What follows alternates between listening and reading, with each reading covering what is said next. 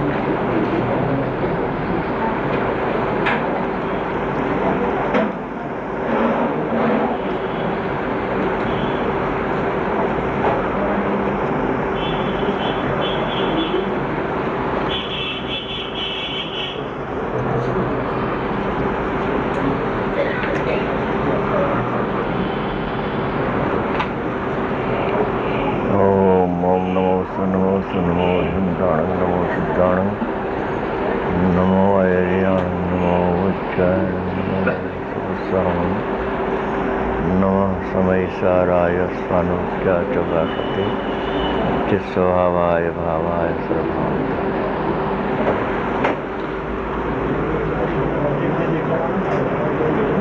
આજે 10 લક્ષણ પર્વનો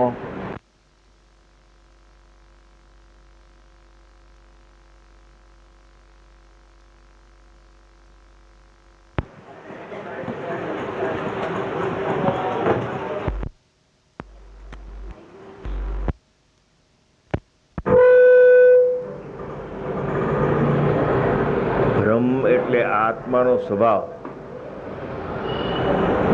તેમાં ચરવું, પરિણમવું, લીન થવું તે બ્રહ્મચર્ય છે.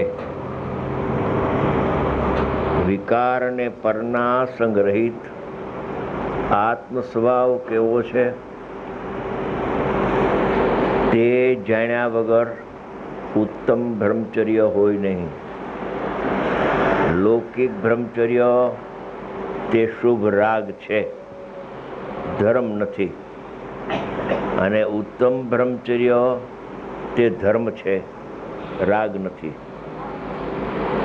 શુદ્ધ આત્મા સ્વભાવની રુચિ વગર વિષયોની રુચિ છૂટે નહીં. મારા સ્વભાવમાંથી જ મારી સુખ દશા પ્રગટે છે. મારી દશા પ્રગટવા માટે મારે કોઈની અપેક્ષા નથી. એમ પરથી ભિન્ન સ્વભાવની દ્રષ્ટિ થયા વગર વિષયોની રુચિ છૂટે નહીં. બહારમાં વિષયો છોડે પણ અંતરમાંથી વિષયોની રુચિ ન છોડે તો તે બ્રહ્મચર્ય નથી. સ્ત્રી ઘર-બાર છોડીને ત્યાગી થઈ જાય, અશુભ ભાવ છોડીને શુભ ભાવ કરે, પરંતુ તે શુભ ભાવમાં જેને રુચિ અને ધર્મ બુદ્ધિ છે તેને ખરેખર વિષયોની રુચિ છૂટી નથી. શુભ કે અશુભ વિકાર પરિણામમાં એકતા બુદ્ધિ તે જ અબ્રહ્મ પરિણતિ છે. અને વિકાર રહિત શુદ્ધાત્મામાં પરિણામની એકતા તે જ બ્રહ્મ પરિણતિ છે. એ જ પરમાર્થ બ્રહ્મચર્ય ધર્મ છે.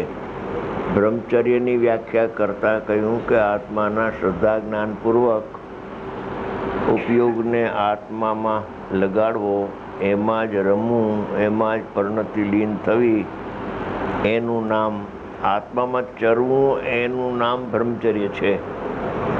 બાકી લૌકિક બ્રહ્મચર્ય એ તો શુભ રાગ છે, એ અનંતકાળથી અનંતવાર એણે કર્યું. પણ આવું બ્રહ્મચર્ય આત્મસન્મુખ થઈને સમ્યક દર્શનપૂર્વક એની આત્મામાં લીનતા કરી નહીં, એ રહી ગઈ. તો આજે પર્યુષણ પર્વનો છેલ્લો દિવસ છે. વાત તો ઘણી આવી ગઈ છે. હવે આ છેલ્લી 10 ગાથા મુકુંદ આચાર્ય ભગવાનની છે. મંગલમ ભગવાન વીરો મંગલમ ગૌતમો ગણી, મંગલમ કુંદ કુંદાર્યો જૈન ધર્મોસ્તુ મંગલમ. જેનું ત્રીજું નામ છે એવા સમર્થ આચાર્ય કુંદ પ્રભુ એમ ફરમાવે છે કે આત્માનો સ્વભાવ સ્વને જાણવાનો છે અને પરને જાણવાનો સ્વભાવ નથી. છતાં અનાદિકાળથી અઠે ચડેલો અજ્ઞાની જીવ હું પરને જાણું છું, શું પરને નથી જાણતો, એમ કરી કરીને પરસન્મુખ રહેતો થકો આત્માની આરાધના કરતો આવ્યો છે.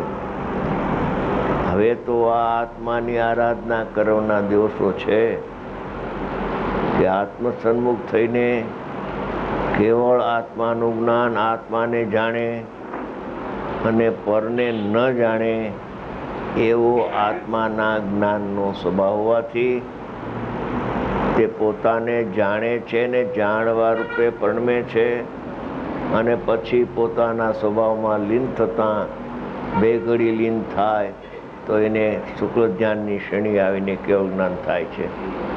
મોટામાં મોટો દોષ કર્યો છે કે આત્મા પરને જાણે છે.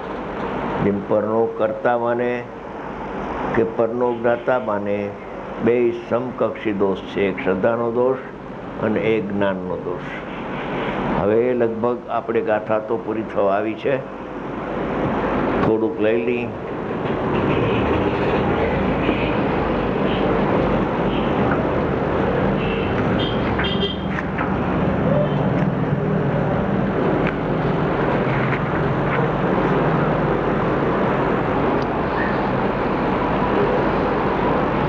ફરીથી એવી રીતે હવે દ્રષ્ટાંત કહે છે.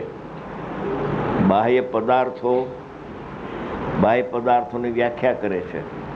શબ્દ, રૂપ, ગંધ, રસ, સ્પર્શ તથા ગુણ અને દ્રવ્ય, જેમ દેવદત્ત યજ્ઞદત્તને હાથ પકડીને કોઈ કાર્યમાં જોડે તેમ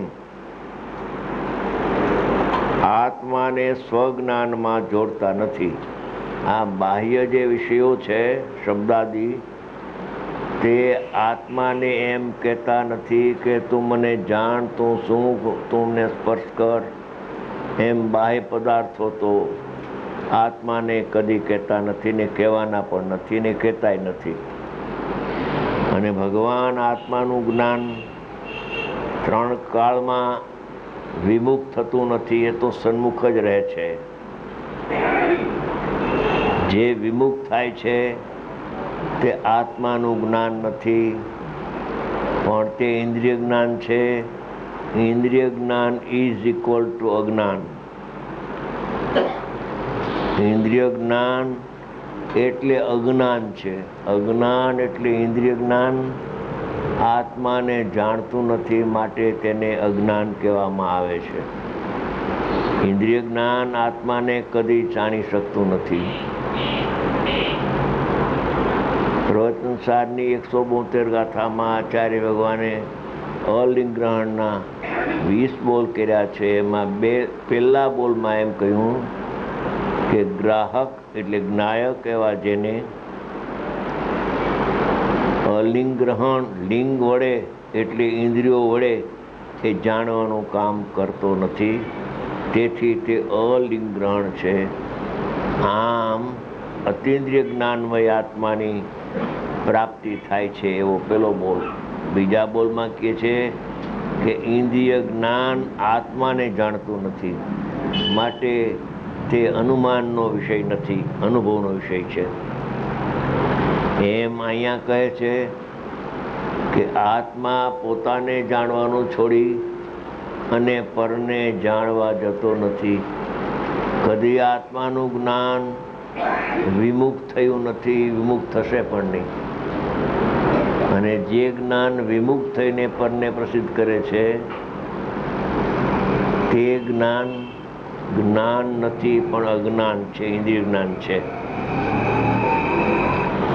આત્માને સ્વજ્ઞાનમાં જોડતા નથી કે તું મને સાંભળ, તું મને જો, તું મને સૂંઘ, તું મને ચાખ, તું મને સ્પર્શ, તું મને જાણ.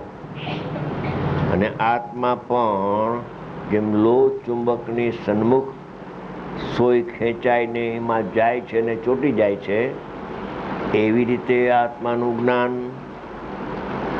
બોલું તો સોય તો પોતાના સ્થાનને છોડીને જાય છે વાં, એમ આત્માનું જ્ઞાન સોયની માફક પોતાને છોડીને પર સન્મુખ થઈને પરમાં જાતું જ નથી. એ તો જ્ઞાન આત્મામાં જ રહેલું છે અને ખરેખર આત્મા જ એમાં જણાઈ રહ્યો છે બાળકોપાલ સૌને. અને આત્મા પણ લોહ ચુંબક પાષાણથી ખેંચાયેલી લોખંડની સોયની જેમ પોતાના સ્થાનથી, એટલે પોતાને જાણવાનું છોડીને સ્થાનથી ચ્યુત થઈને, એટલે જ્ઞાન આત્માને જાણવાનું છોડીને તેમને એટલે બાહ્ય પદાર્થને જાણવા જતો નથી. જાણવા જાય છે ને પછી પાછો ફરે છે એમ નથી. પરને જાણવું એના સ્વભાવમાં નથી. જેમ પરિણામને કરવું એ દ્રવ્ય સ્વભાવમાં નથી, કેમ કે દ્રવ્ય સ્વભાવ અકારક અવેદક છે. એવી રીતે આત્માનું જ્ઞાન કદી પણ પરને જાણવા ગયું નથી, વર્તમાનમાં જાણવા જતું નથી અને ભવિષ્યકાળે પણ જાણવા જવાનું નથી. એ પરને જાણવા જાય છે તે ઇન્દ્રિય જ્ઞાન છે, એ આત્માનું જ્ઞાન નથી.